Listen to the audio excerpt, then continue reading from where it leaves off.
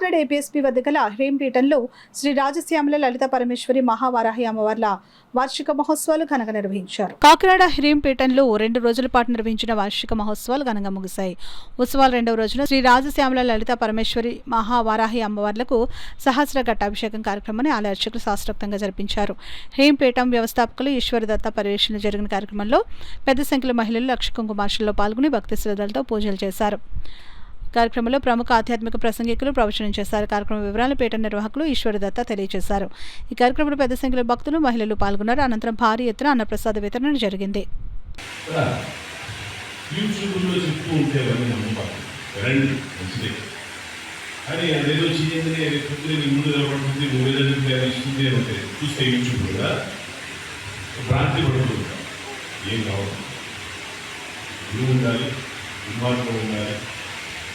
First of all మీ నక్షత్రము,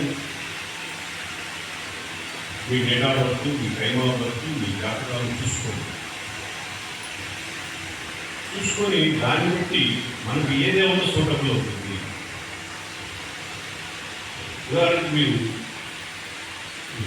మీ నక్షత్రం, ఉదాహరణకి మీరు పుష్యమి నక్షత్రం ఉంటుంది, జాతకం గుర్తుపెట్టుకోండి. తర్వాత చెప్పబోయే నెక్స్ట్ స్టెప్ ఇది. మీ నక్షత్రం పుష్యమి అనుకోండి, ఏం చేయాలి? పుష్యమి నక్షత్రానికి అధిపతి ఎవరు, ఏ రాశిలో ఉంది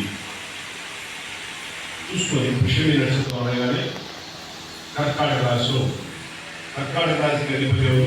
చంద్రుడు. కాబట్టి మనం చంద్రుడికి సంబంధించిన దేవత తీసుకోవాలి. చంద్రుడికి సంబంధించిన దేవత ఎవరు? భువనేశ్వరి. ఆవిడ తీసుకోవాలి. మరి పుష్యమి అన్న అది శని నక్షత్రం. మనం అనుకుంటాం ఏదో ఇవన్నీ ఉన్నాయనుకుంటారు. మీ శరీరంలోనే అన్నీ ఉన్నాయి. మీ నక్షత్రం ఉంది, మీ తీరు ఉంది, కాబట్టి ప్రతిదానికి మీకు దేవత ఉంది. ఒక అంశం చెప్పాలంటే ఇవన్నీ చెప్తే ఈ మంత్రశాస్త్రం ఏదో సముద్రంలా ఉంది అనుకుంటారేమో అని చెప్పడం.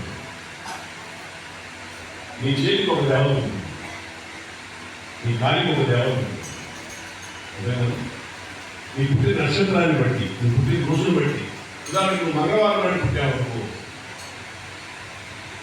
మంగళవారం నాడు పుట్టామంటే మనకు సంబంధించిన అమ్మవారు, కుజుడికి సంబంధించిన అమ్మవారు చాలా ఉంది. మరి ఆమెతో అనుసంధానం ఉన్న దేవత